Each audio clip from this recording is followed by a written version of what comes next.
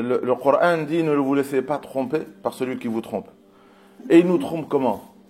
C'est un verset clair qui est éclairci par d'autres versets.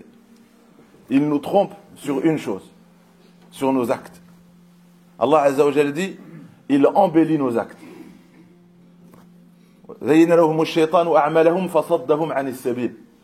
Quand Allah te demande de faire quelque chose, et il te demande de ne pas faire quelque chose, cette chose que Allah te demande de ne pas faire, Shaitan, pour t'encourager à la faire, il va l'embellir. Et le mot zayyana veut tout dire. C'est-à-dire que la chose dans sa réalité, si elle n'aurait pas été embellie, si on avait l'aptitude et la capacité de la voir dans sa réalité, elle n'est pas attirante. Elle n'a rien pour nous attirer. Mais pour nous attirer, qu'est-ce qu'il fait Shaitan?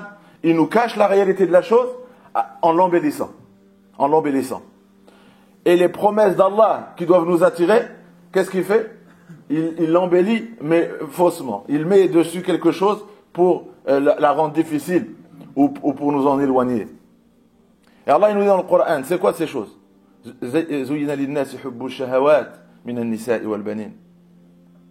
Les femmes pour les hommes pour les femmes, les enfants, quand ils nous distraient de ce pourquoi Allah nous a créés, quand on abandonne des principes et des valeurs afin de les satisfaire, quand tu oublies que tu n'es pas créé que pour l'or et l'argent et que tu ne vis que pour l'or et l'argent,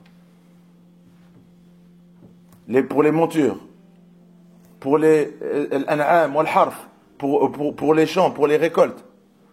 Et Shaitan il arrive à donc nous distraire de l'au-delà, nous faire oublier qu'on n'a pas été créé pour tout ça. Quand le verset parle, Allah Azza wa Jalla il nous dit que sa promesse est une réalité. Allah il nous promet un jour redoutable où toute notre vie elle sera questionnée, toute notre vie sera mesurée. Et ça c'est un jour réel qui arrivera sans aucun doute. À côté de cela, Shaitan, il nous trompe, il nous fait oublier que tout ce qui se fait ici n'a pas forcément de conséquences dans l'au-delà. Il nous trompe. Il nous aveugle. Il nous fait... Comme ça, on ne regarde pas l'au-delà. On ne regarde pas ce qui nous attend. Il nous distrait avec toutes les choses de ce bas monde. Et arrivera un jour, ce jour redoutable, où le Coran nous dit, et Shaitan dira, Qala Shaitan, le jour du jugement on est là. Allah, tout ce qu'Allah vous a promis est là. Inna Allah wa'adakum wa'ada al-haq. Les promesses d'Allah sont réelles, sont véritables. Et tout ce que je vous ai promis, ce n'est pas arrivé. Quelle était la promesse de Shaitan? Quand Allah il nous donnait l'ordre de donner la zakat, de donner sadaqa. Shaitan, il venait nous parler au moment où Allah nous parlait. Quand Allah il nous demandait de donner, Allah nous dit, Shaitan, il vient nous dire quoi? Par le biais du waswas.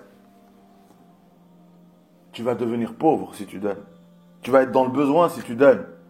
Tu vas avoir un manquement. Si ça tu le donnes à Allah, si tu le donnes fi sabilillah, tu vas avoir des manquements dans ta vie. Shaitan, Allah dit, Shaitan ya'idukumul faqr. À chaque fois que je vous dis de donner, Shaitan, il vous montre que cette chose, si vous la donnez, vous allez vous appauvrir. Votre richesse va diminuer. Vous allez vivre dans le manquement. Et donc il nous exhorte al-fahsha, à quelque chose de blâmable. C'est l'avarice. L'avarice, c'est blâmable. Quelqu'un d'avare. Et toutes les autres fahsha. Alors qu'Allah, il dit, je vous promets le pardon si vous donnez. Et je vous promets al-fadl, que je vais vous donner de ma grâce. Ici, je vais vous donner. Si vous me donnez, je vais vous donner. Shaitan, il arrivera, et à tout ce qu'Allah a promis, vrai. Et tout ce que je vous ai promis n'est pas arrivé. Mais je n'avais sur vous aucun pouvoir. C'est-à-dire aujourd'hui, ne me faites aucun reproche. Je n'avais sur vous aucun pouvoir. C'est pour ça que le prophète, sallallahu alayhi wa sallam, dit, on ne peut pas mettre la faute sur Shaitan. Parce qu'il a dit, alhamdulillah, Allah, il a limité son influence sur nous. Sa ruse est limitée à l'ouest-ouest. La ruse de Shaitan, elle est très faible devant notre volonté qui est forte. on a le pouvoir de rejeter le waswas de Shaitan. Donc sa ruse, elle est très faible par rapport à la volonté qu'Allah nous a donnée. Et donc, le prophète sallallahu a dit, alhamdoulilah, qu'Allah il a limité sa ruse. À quoi? À l'waswas. À insuffler en nous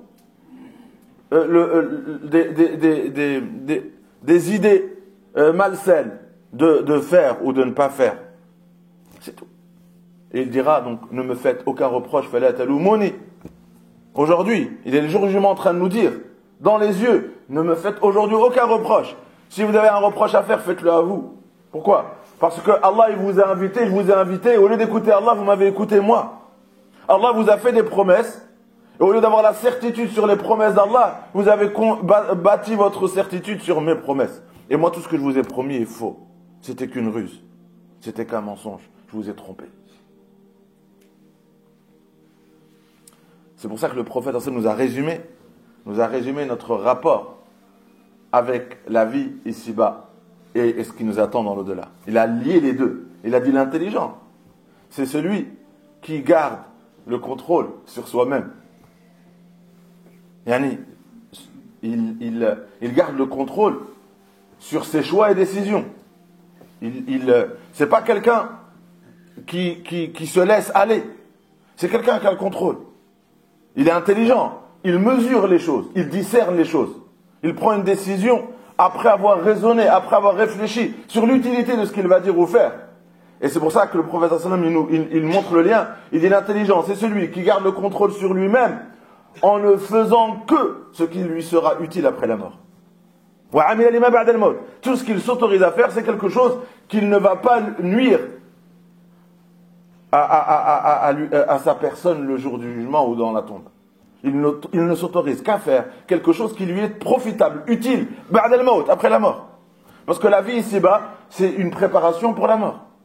L'ajiz, par contre, le faible, l'impuissant, c'est celui qui suit ses désirs et ses passions. Le hawa, c'est les désirs et les passions. Il se laisse aller. Il se laisse aller.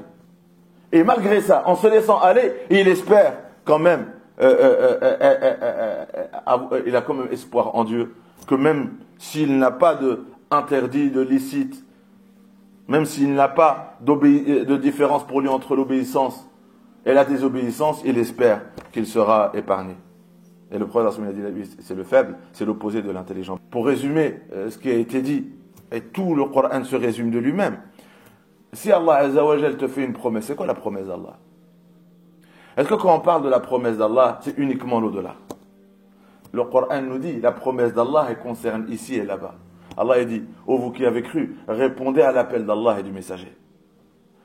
Lorsqu'il vous appelle, il vous invite à quelque chose qui va yuhyikum, qui va vous revivifier, redonner vie à l'intérieur. Et là, c'est pas abstrait. C'est pas abstrait. Vous allez dire, donc, il faut cheminer combien de temps pour ressentir cela? Non. Allah, il a dit, cela se trouve dans chaque bonne action. Man amila salihan min dhakarin aw untha. Un homme ou une femme qui œuvre dans le bien, je vais très certainement leur faire goûter à cette vie agréable. Vous allez dire, quand le Coran il nous promet, si on œuvre dans le bien d'une vie agréable, ben pourquoi j'œuvre dans le bien et ma subsistance est restreinte? Et mes opportunités sont restreintes. Et l'abondance, elle est encore lointaine. Alors que je suis proche des bonnes œuvres. Je vis dans les bonnes œuvres. Je baigne dans les bonnes œuvres.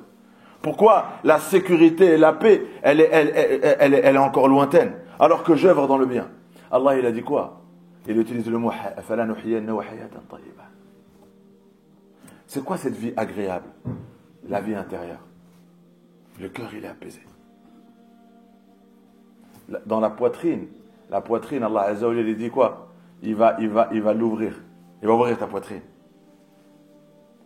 C'est quoi, il va ouvrir ta poitrine? C'est qu'à l'intérieur, c'est pas étroit. Tu es heureux. À l'extérieur, peut-être tu n'as pas beaucoup. Mais à l'intérieur, tu es riche, tu as beaucoup. Allah, il parle de quoi? De sadr, de la poitrine dans le Coran. فَمَنْ شَرَحَ اللَّهُ صَدْرَهُ لِلْإِسْلَامِ. La pratique, les bonnes œuvres que tu trouves dans l'islam, ils ouvrent, ils élargissent ton monde intérieur. Parce qu'Allah il dit فَهُوَ عَلَى نُورٍ مِّن رَبِّهِ. Parce que chaque bonne œuvre est une lumière pour le cœur qui élargit la poitrine, qui ouvre la poitrine.